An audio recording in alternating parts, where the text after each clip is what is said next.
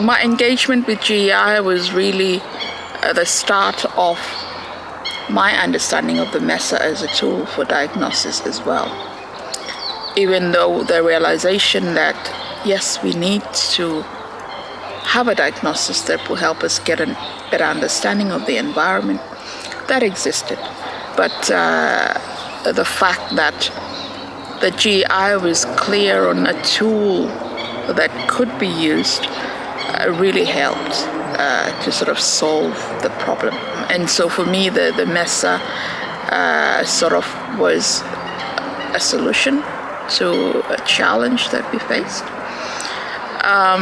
But we were also careful in the fact that we wanted the MESA diagnostic to be responsive to the situation.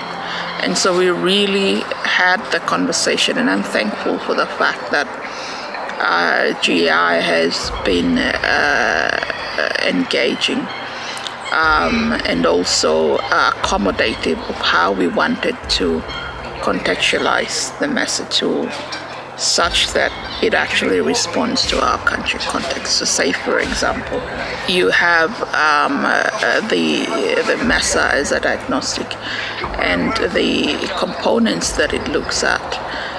But we made a specific and particular request and intention to say that we wanted resilience and gender and social inclusion to be a critical sort of cross-cutting elements across the diagnosis. So I think even though the MESA tool was there, but I believe we have been able to also contextualize it. So the journey has only just started.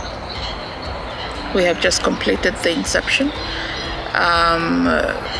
in terms of helping us to understand what the scope of the actual MESA itself should be.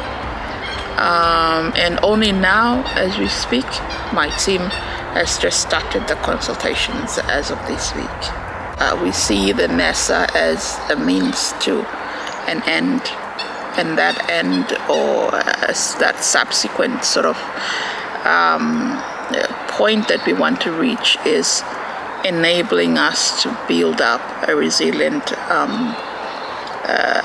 evaluation system. So that is where we want to get to. But the MESA is important to help us understand how we approach getting to that end point.